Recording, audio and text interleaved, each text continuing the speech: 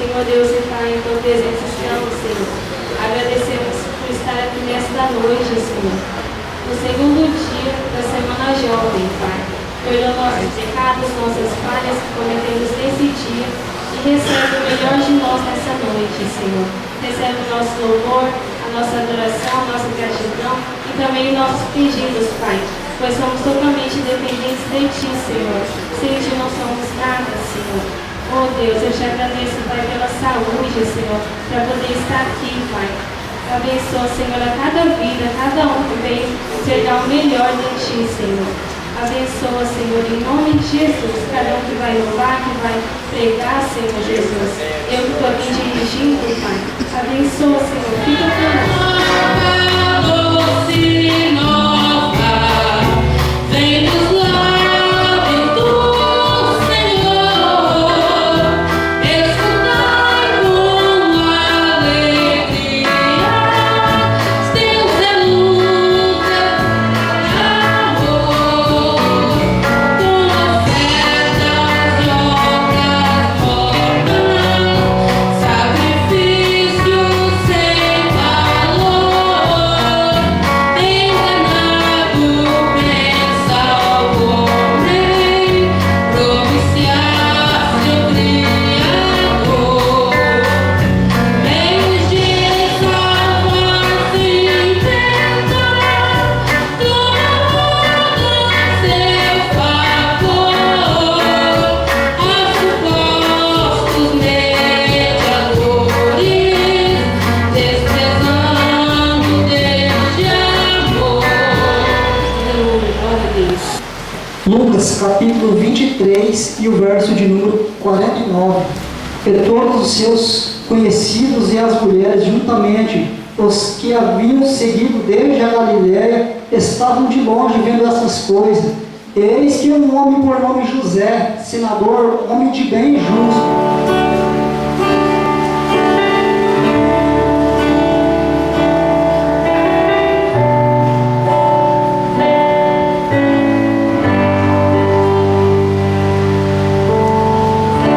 Se você pensa que está tudo terminado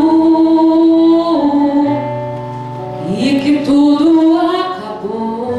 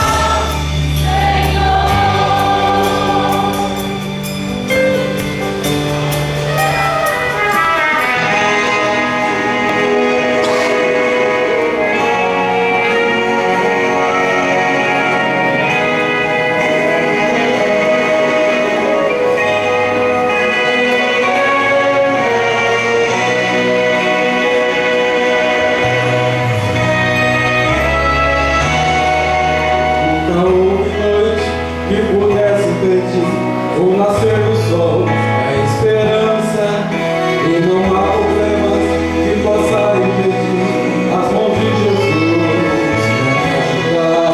Nunca houve noite que pudesse impedir o nascer do sol e a esperança.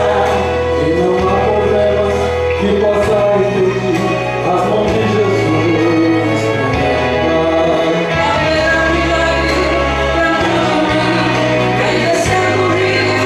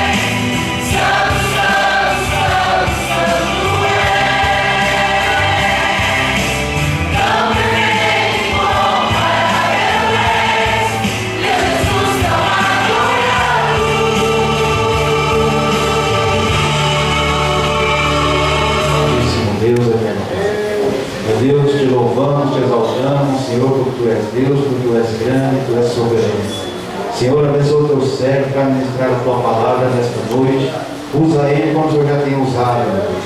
Meu Deus, é em Cristo Jesus que nós te pedimos e agradecemos. Senhor, irmãos, convido-vos para abrir as vossas Bíblias. 1 João, capítulo 2, versículo 14, só a parte B. Alguns de cor. É um versículo muito lido, muito pregado, em várias festas de jovens, né? Quando teve uma reunião aqui para a gente decidir os temas, né? Aí o pastor falou assim: que sugestões vocês têm para dar? Perguntou para o pessoal que veio aqui, né? Eu falei assim: tem aquele versículo assim, eu nem lembro onde está escrito. Ele falou assim: beleza, pega para você então. Então tá bom. Diz assim a palavra do Senhor: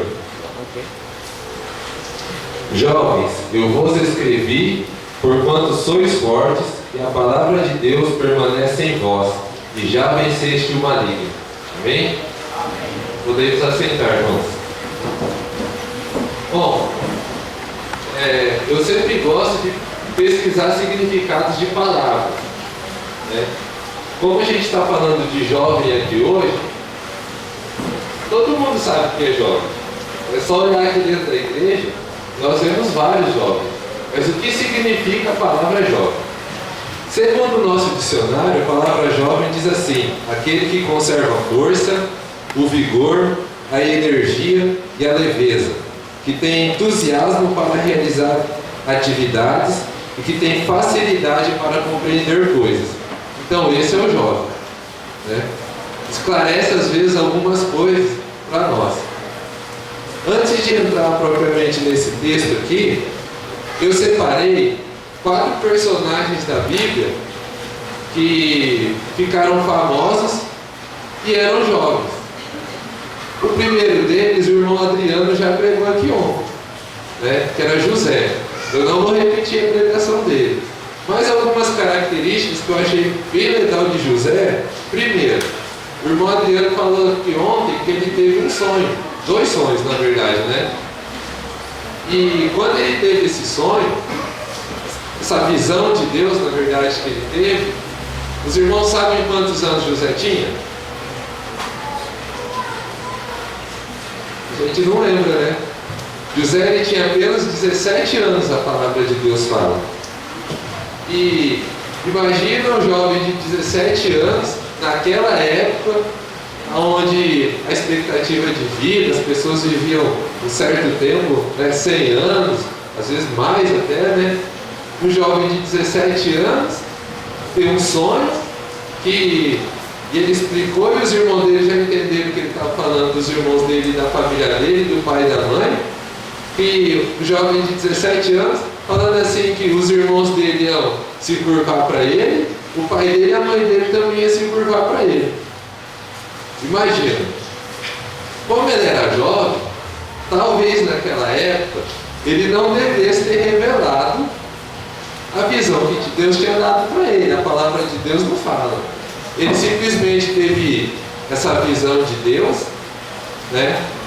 E às vezes por ele ter um contato próximo ali com o seu pai, numa reunião ele acabou falando, até porque às vezes ele também tinha dúvida qual que era a interpretação daquele sonho.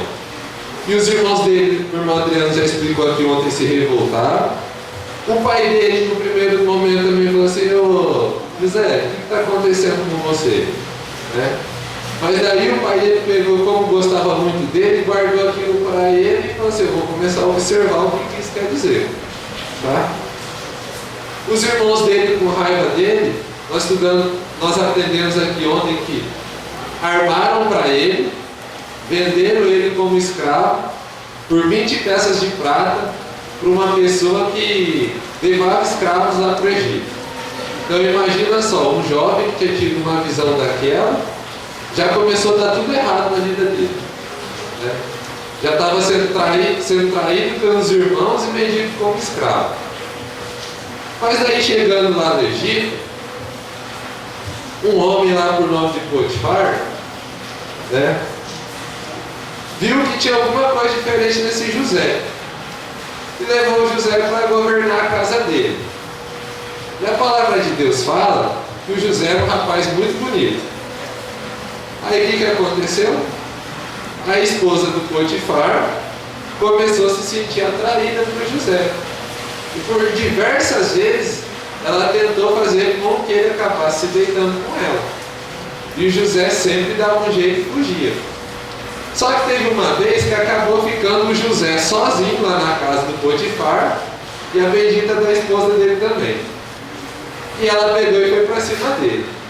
E ele, na pressa de fugir, porque ele tinha temor a Deus e ele respeitava o patrão dele, que para ele já era uma vitória estar ali trabalhando, né? Não ter sido morto nem nada. Ele pegou e falou assim: eu vou fugir disso aqui. E esqueceu a capa dele para trás.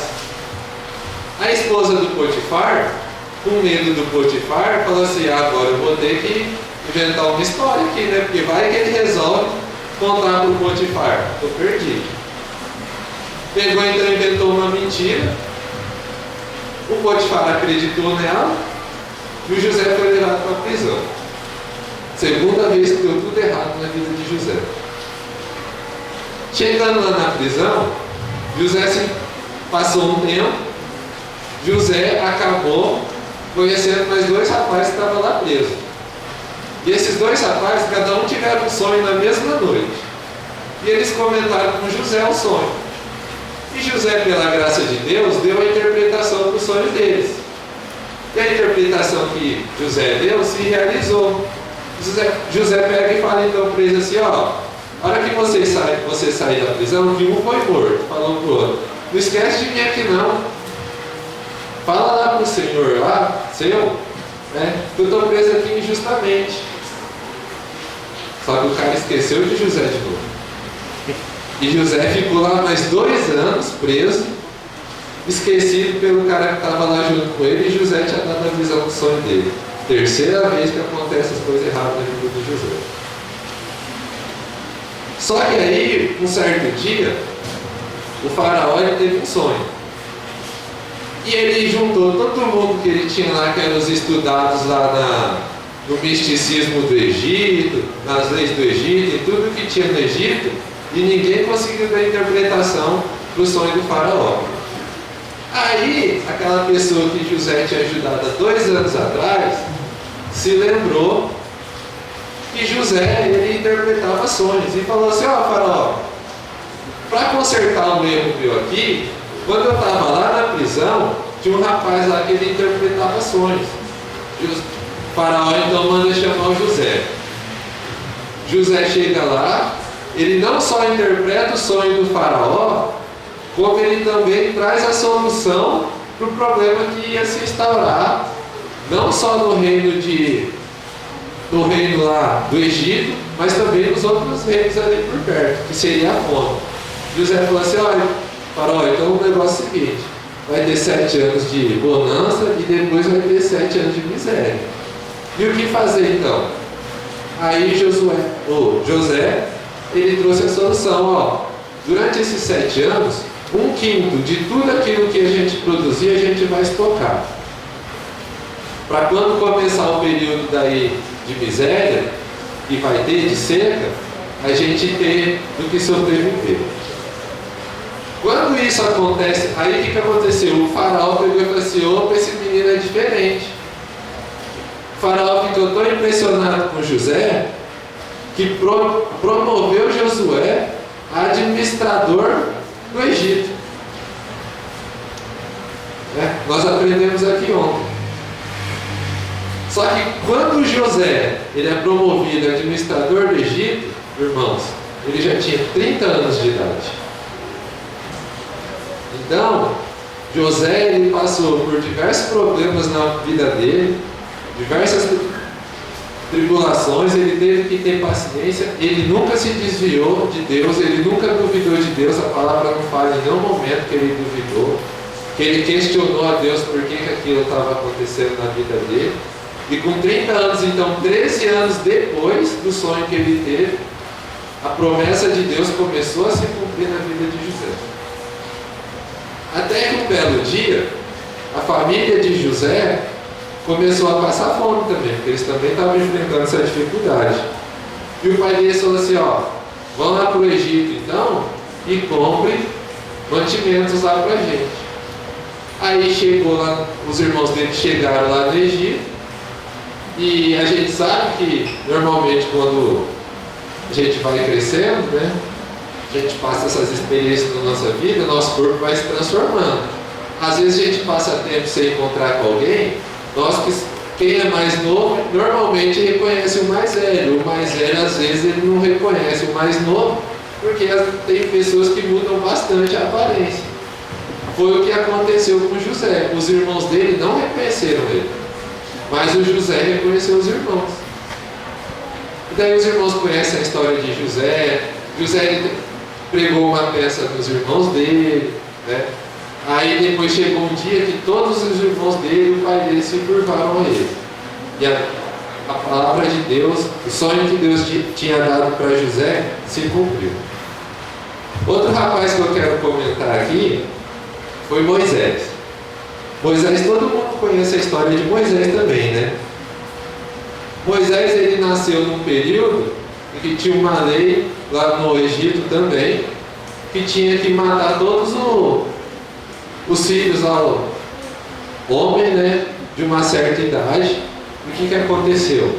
A mãe de Moisés, para preservar a vida do filho dele, do filho dela, todo mundo sabe, pegou, colocou ele num cesto, colocou ele no rio, mandou a irmã de Moisés cuidar dele, até que chegou lá, né, por providência divina, lógico, tudo. A filha do faraó estava tomando banho lá nesse rio, e acharam lá o cesto, pegaram o cesto e tinha uma criança dentro. A criança era Moisés.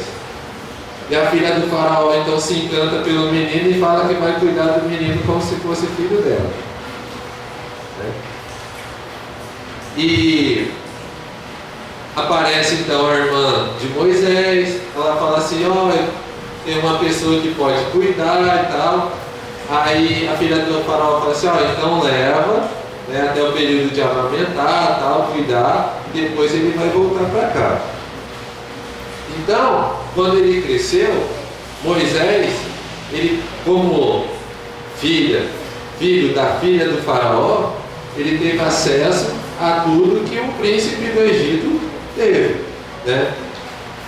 Acesso à educação, que naquele tempo era a educação mais avançada que tinha, a ciência mais avançada que tinha, a agricultura mais avançada, a arquitetura mais avançada, tanto que até hoje é um desafio para qualquer engenheiro, qualquer arquiteto, construir aquelas pirâmides que foram construídas com o que eles tinham disponível na época para construir.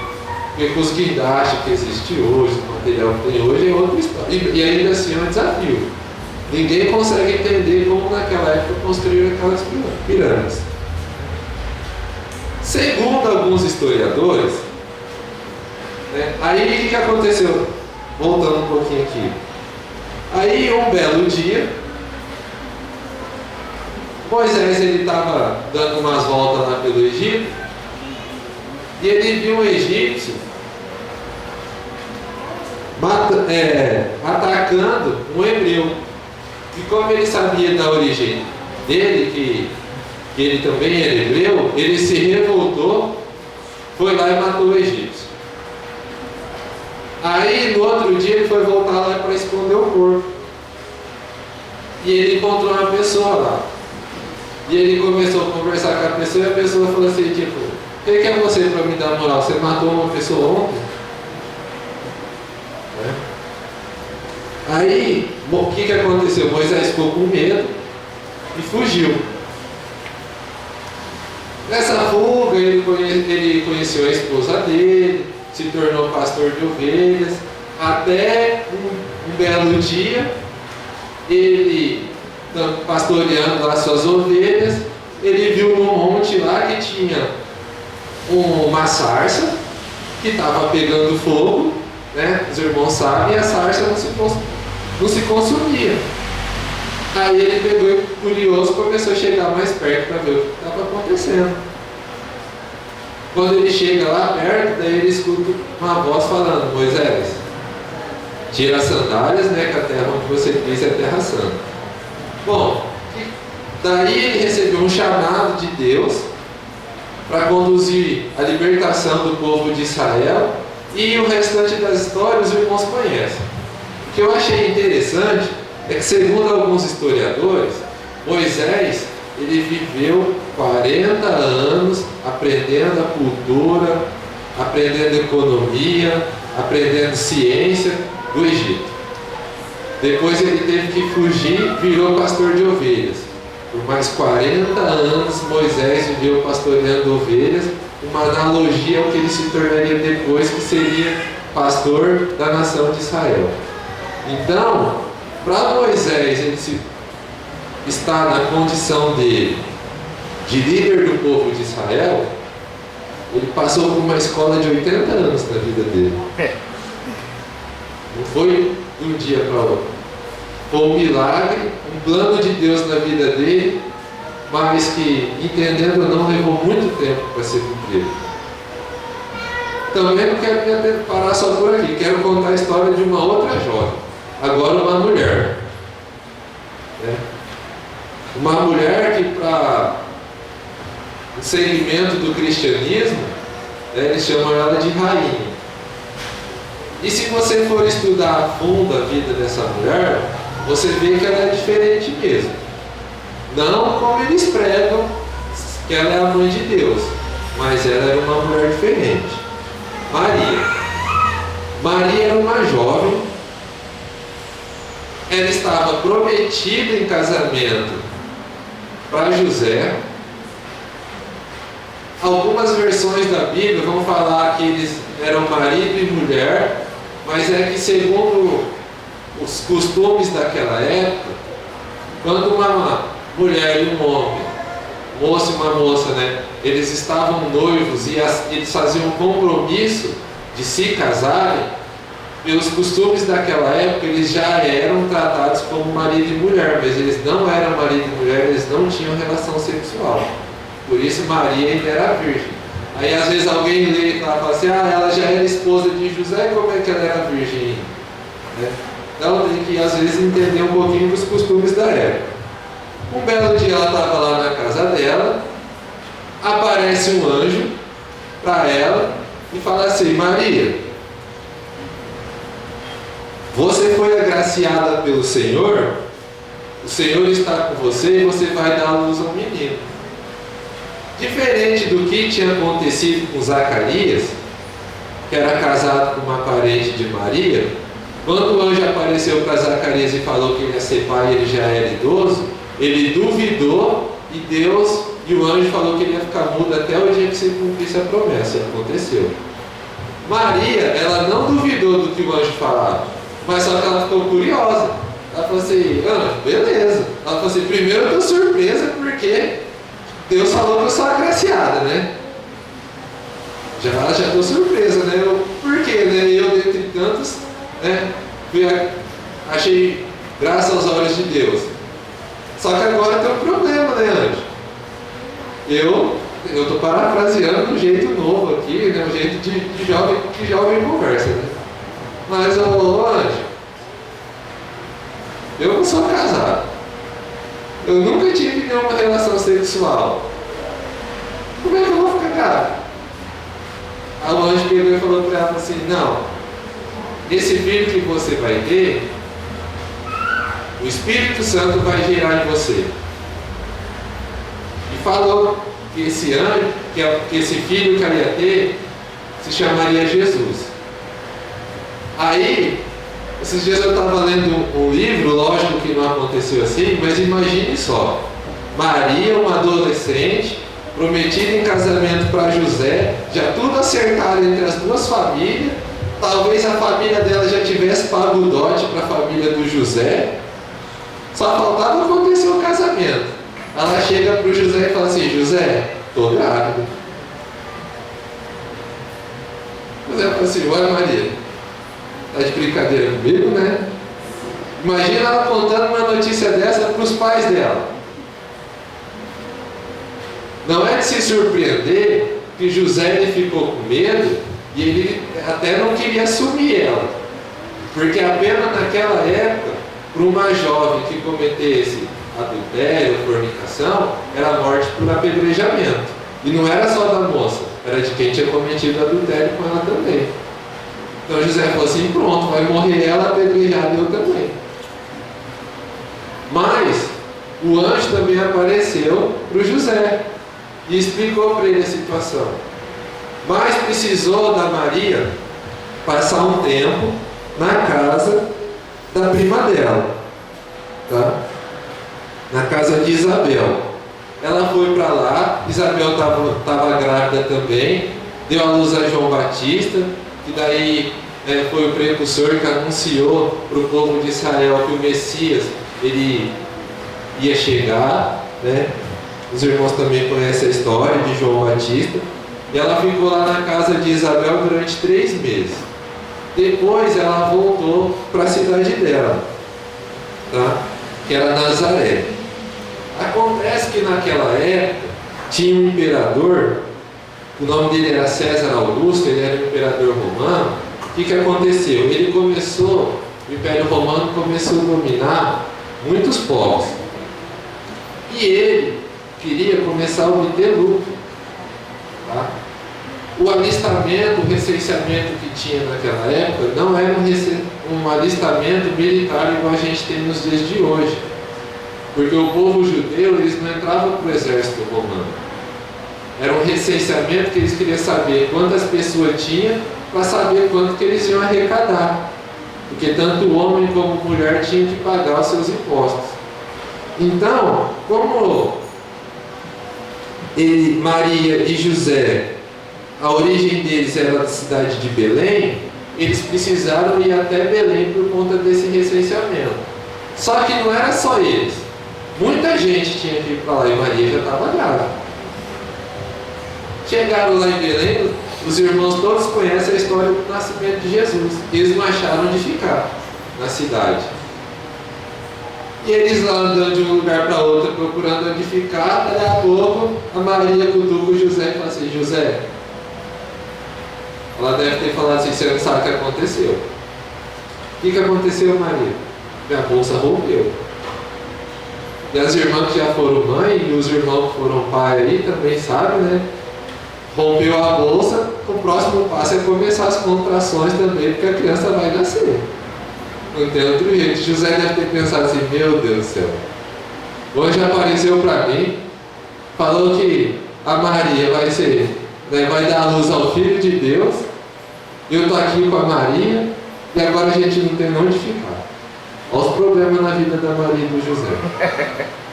Se instalando. Né? O irmão já até achou graça, né? A gente ri agora, né? Contando a história deles, mas quem estava no papel deles, né? Foi um sufoco, né? Aí, ela falou assim, não, José, não tem mais jeito, eu preciso procurar algum lugar que o menino vai nascer. Sobrou o quê? Um lugar, né?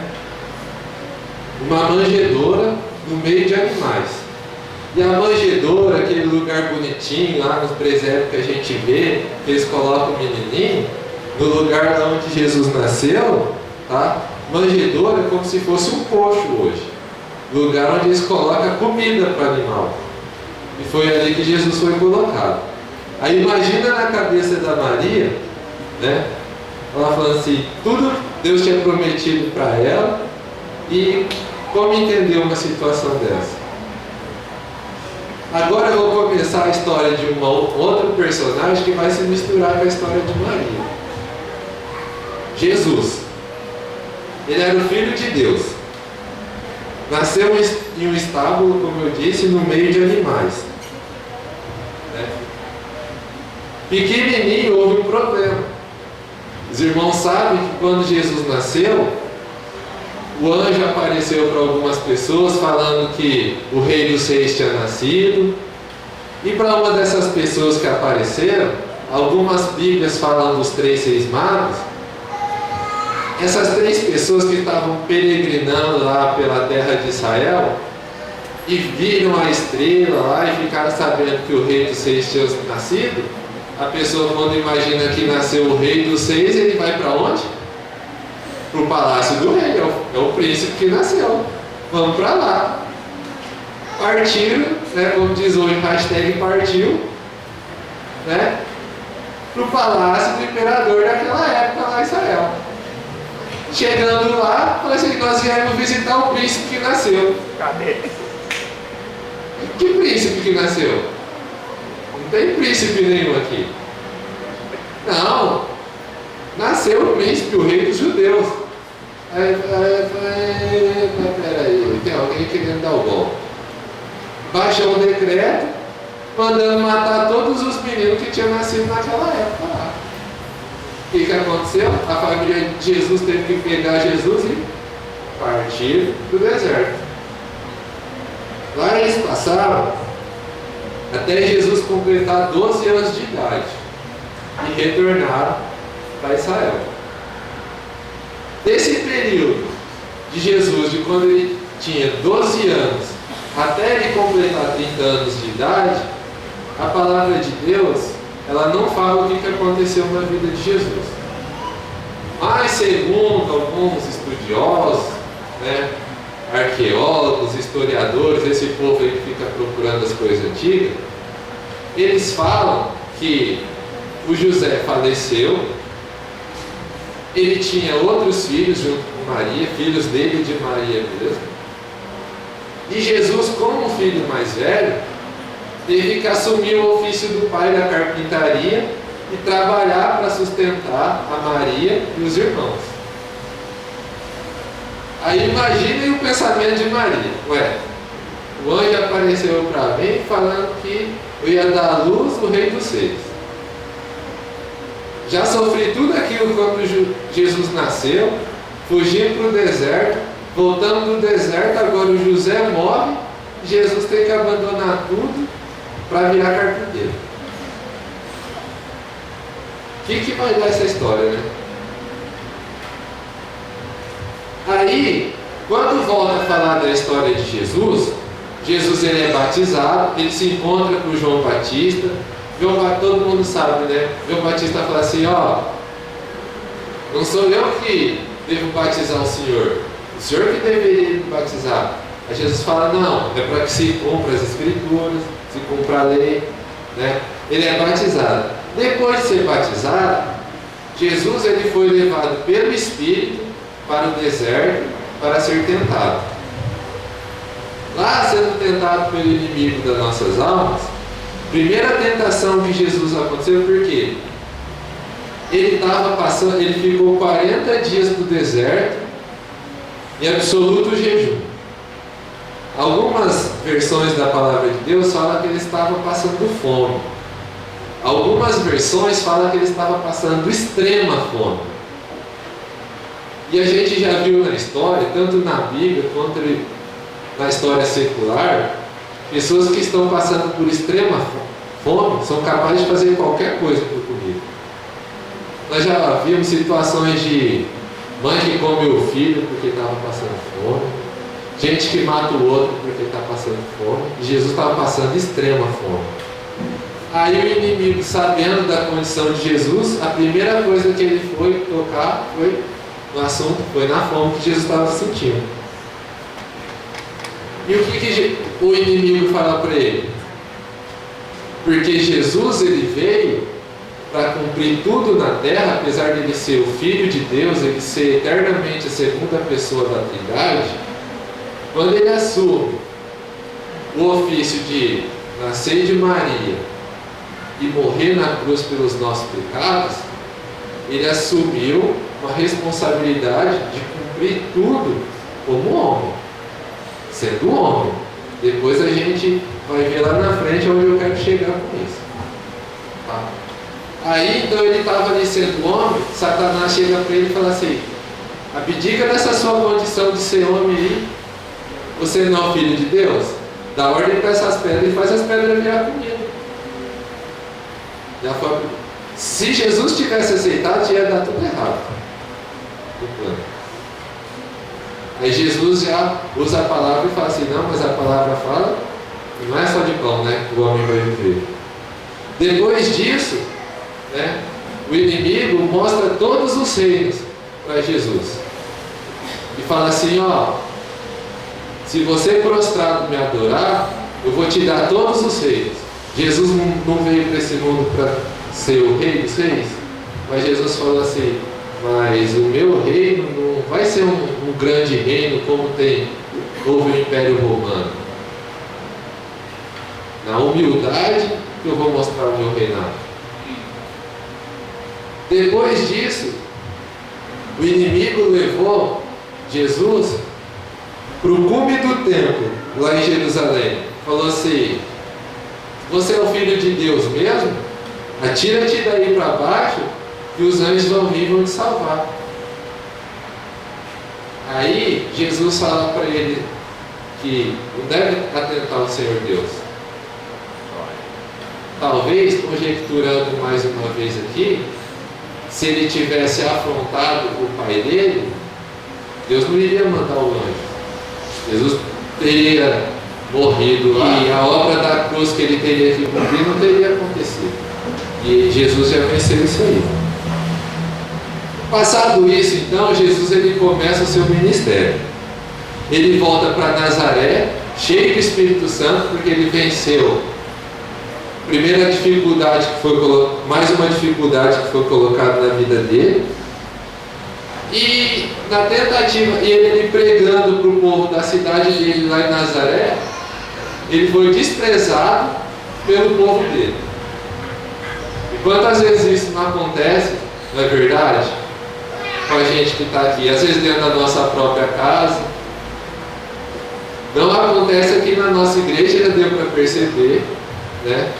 Porque nosso pastor ele fez uma semana jovem, normalmente quase todas as igrejas por aí, o que os pastores fazem? Trazem um monte de gente de fora para pregar, gente de fora para cantar. O nosso pastor não, falou assim, não, quem vai trabalhar é vocês, né? Tá a Samanta aqui, né, dirigindo o culto, né? Só Deus sabe a dificuldade que ela tá, o nervosismo dela. Tô eu aqui pregando, né?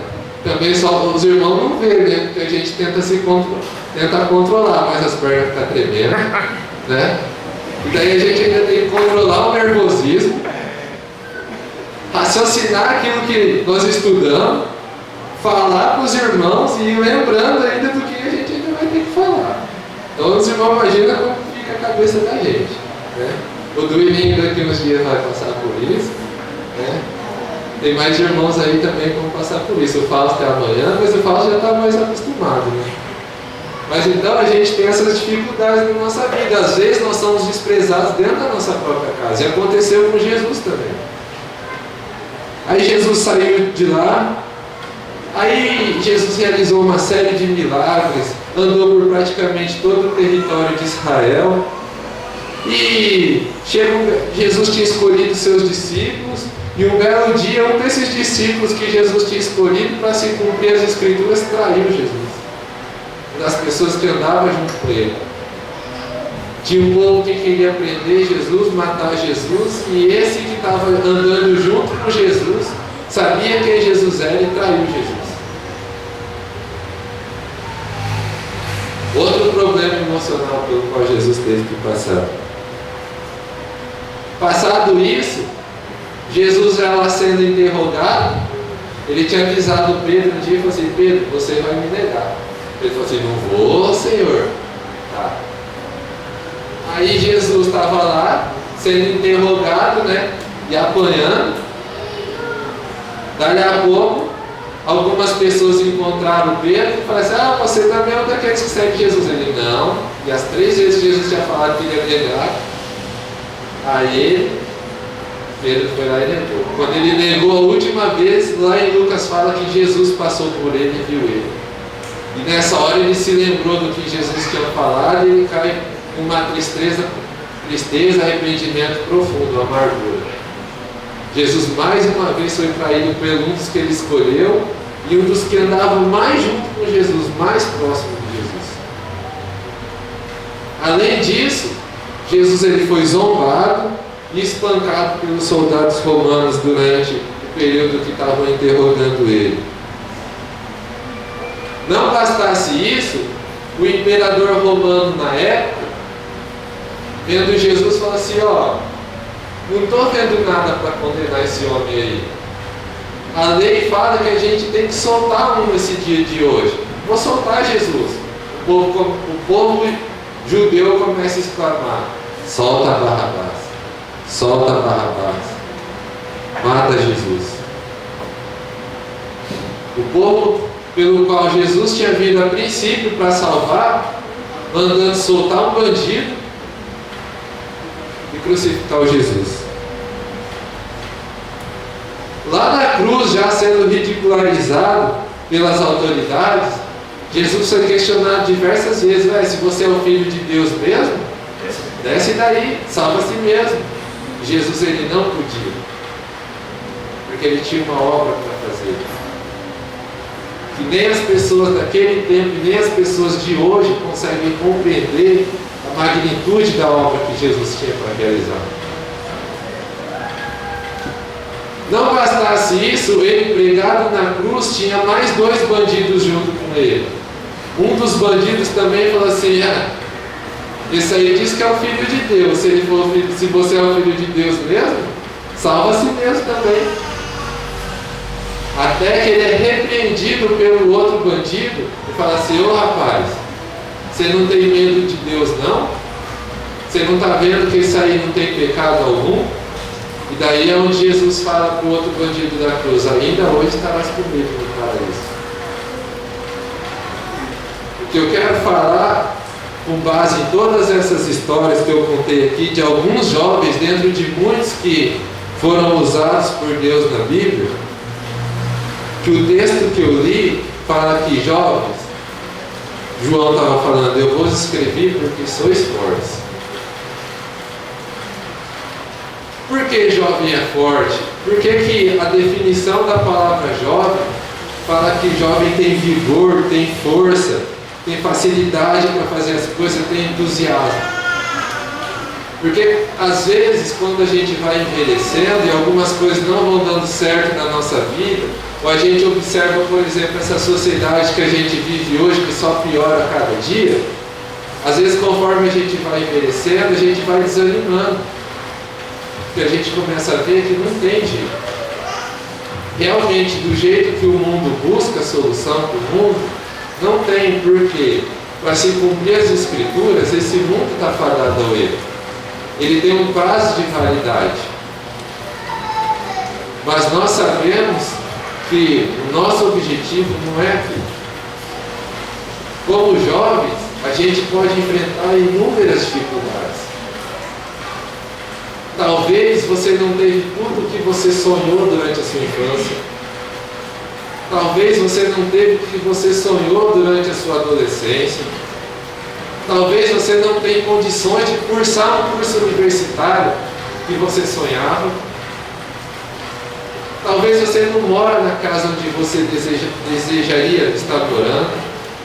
Às vezes você olha pessoas no mundo, falando para jovens aqui que estão aqui, são crentes, você andando a pé, às vezes num dia hoje igual chuva, às vezes você passa a maior dificuldade para estar aqui na igreja, e você vendo pessoas lá do mundo, tendo carro, tendo condições de ir para uma festa para cultuar a carne, chega lá bonitinho, limpinho, e às vezes você chega aqui molhado, às vezes sujo, às vezes suado, transpirando, se arruma todo para vir na igreja, chega aqui já está tudo bagunçado.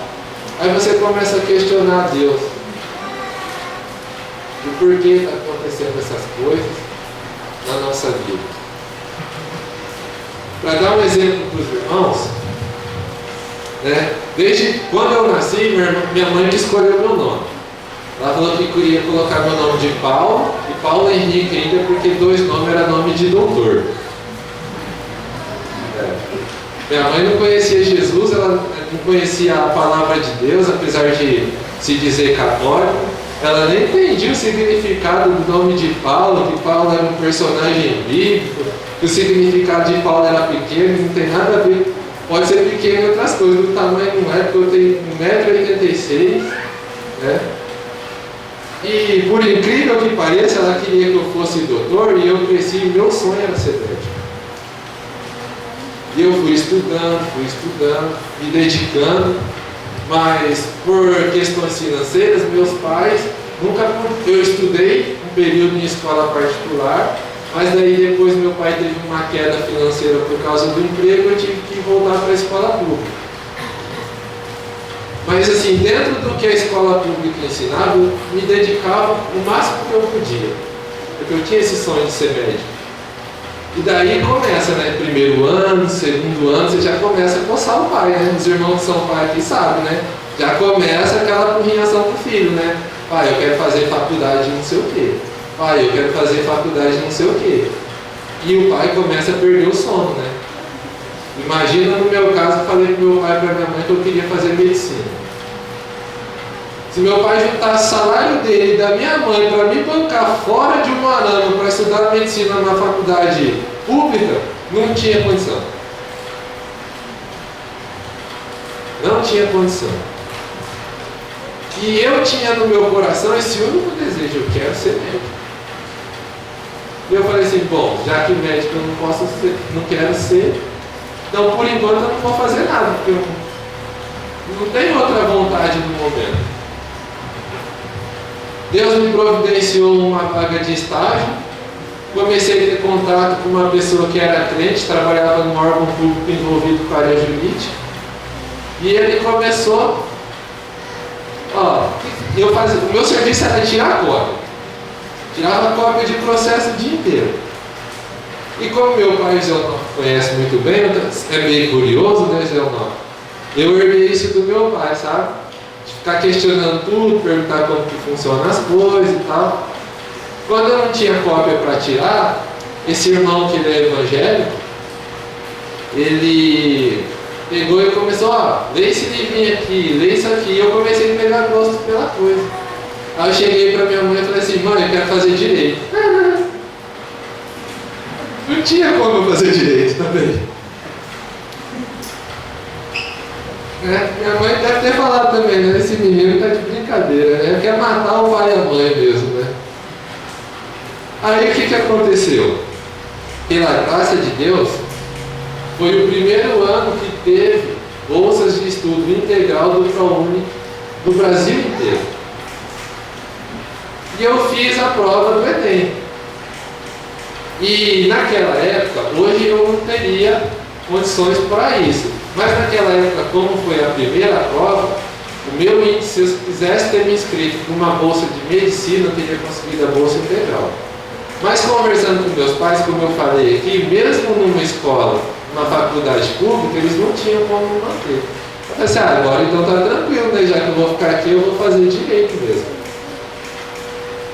E quando eu contei pro meu pai, eu lembro até hoje, me emociono, que saiu o resultado, minha prima ficou acho que em terceiro lugar e eu fiquei em quarto. Eu liguei pro meu pai e falei assim, pai, deu certo, eu vou fazer direito. Meu pai não falou mais nada, só chorou no telefone. E ali começou uma série de mudanças na minha vida. Coisas que até hoje eu estou tentando entender. Por exemplo também, a minha vida desde pequeno foi tocar bateria.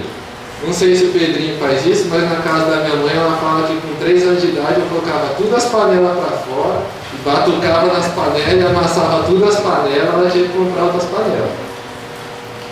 E por uns 10 anos na igreja, a minha vida e o que me manteve na igreja foi tocar bateria. Até que um certo dia, num culto lá, sem pretensão nenhuma para mim, o pastor Luiz chega e fala assim, Deus vai tirar o que você mais gosta de fazer na sua vida, mas Ele vai te dar outra coisa. E eu falei assim, o que eu mais gosto de fazer na minha vida? Eu falei assim, tocar bateria. Eu falei assim, Deus, não faz isso não, Deus. E eu, como era muito curioso, e gostava de aprender as coisas, porque toda vez que alguém fala algo para mim que eu não sabia, quando eu aprendo uma coisa nova com o pastor aqui, fala assim, nossa, que interessante, chego em casa, não logo em sequência, mas às vezes durante a semana, eu começo a pesquisar porque eu tenho vontade de saber. E eu não me contentava só ficar ouvindo a palavra de Deus no banco. E eu comecei a fazer teologia. Quando um belo dia, o irmão Ailton chega para mim e fala assim: Paulo Henrique, o negócio é o seguinte, nós conversamos lá e o professor da sala dos jovens vai ser você. Eu quase caí. Aí foi lá onde começou o processo e eu comecei a entender. Deus tirou aquilo que eu gostava, que era a bateria, de tocar a bateria. Eu adoro ainda, tá? Mas assim, eu não sinto mais falta de fazer na casa de Deus. Porque hoje Deus colocou um outro prazer de fazer na casa de Deus na minha vida, que é auxiliar na escola dominical. Então eu não sei o que pode estar passando na vida de cada um de vocês. Cada jovem tem uma história. Cada jovem pode ter passado por uma dificuldade. Para encerrar, que as horas já estão se aproximando, né? Nós vemos Jesus. E por que Jesus venceu tudo como homem? Porque Jesus, ele fala numa passagem aqui, que eu quero que os irmãos abram a Bíblia de vocês comigo. Está lá no Evangelho de João, capítulo 16, e versículo 33. Depois os irmãos podem deixar aberto, que nós vamos fazer mais uma leitura que está aí pertinho. Eu sei de cor, mas eu quero ler para os irmãos porque a minha Bíblia está um pouquinho diferente de algumas outras versões. Diz assim, ó, Jesus falando: eu vos preveni sobre esses acontecimentos para que em mim tenhais paz. Nesse mundo vocês sofrerão tribulações, mas tende fé e coragem. Eu venci o mundo. Então, quando o pastor deu o tema que eu deveria pregar, ele falou assim: jovem, em Cristo sou forte. Não importa qual a dificuldade da sua vida. Sem Jesus, um ou outro até pode conseguir suportar algumas dificuldades, alguns obstáculos, mas não todos. Mas Jesus, ele fala: em mim vocês vão ter paz, porque um dos nomes de Jesus é o príncipe da paz. Não importa a dificuldade que você passe, o problema que você está enfrentando na sua vida. Se nós depositarmos a nossa fé, a nossa confiança em Jesus, nós vamos ter paz. Isso o que às vezes não sempre o mundo não entende. Eles olham para a gente, às vezes vê a gente passando sérios perrengues na nossa vida, e o cristão com a felicidade às vezes no rosto. Às vezes com uma palavra, você passando por uma dificuldade, encontrando uma palavra para encorajar outra pessoa, para ajudar outra pessoa, né? E existe uma teologia barata, fácil por aí, que arrebanha milhares de pessoas, que fala que aí, o cristão não pode ter dificuldade, o cristão não vai ter problema. Mas isso não é verdade, porque Jesus, lá em João, no capítulo 14, também versículos de 1 a 3, ele disse assim, ó: não permitais que o vosso coração se preocupe. Credes em Deus, credes também em mim. Na casa de meu pai há muitos aposentos. Se não fosse assim, eu o teria dito a vós. Portanto, vou preparar-vos lugar. E quando eu me for e tiver preparado um lugar, virei de novo e vos levarei para mim, a fim de que, onde eu estiver, estejais vós também. Então Jesus, ele nunca falou que a gente não ia ter problema, que a gente ia ser isento de problemas e dificuldades nessa vida. Mas ele falou que lá na eternidade, junto com ele, se nós buscarmos ele, nos dedicarmos a ele em espírito e em verdade, lá no céu, a eternidade, o lugar onde ele preparou desde a fundação do mundo, lá nós vamos ter paz, lá nós vamos ter pena, alegria, lá nós não vamos ter sofrimento. Essa é a esperança que nós jovens, nós crentes devemos ter. Para encerrar, eu gostaria de pedir à igreja para se colocar de pé. E eu gostaria de fazer um convite para você jovem, que quer permanecer forte, quer ser mais forte, para enfrentar as dificuldades que às vezes você está passando, ou aquelas que você nem sabe que podem surgir na sua vida, a dar um passo de fé aqui na frente. E eu vou pedir para que os obreiros façam a oração, porque eu desejo receber também essa oração. Agradeço a minha oportunidade, em nome de Jesus. Glória a Deus, aleluia. Bendito é o nome do Senhor, aleluias. Temos alguém que queira receber oração? Vem até a frente. Quem sabe você está enfermo também. Nós estaremos orando em seu favor nesta noite. Aleluias.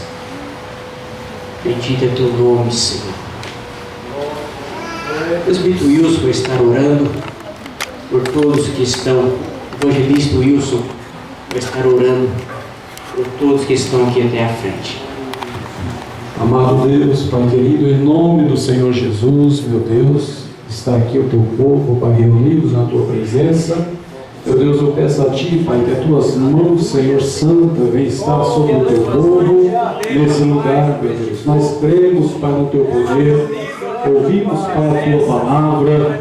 Senhor, aqueles que chegaram aqui, Senhor, quem sabe triste, abatido, o Senhor é o príncipe da paz.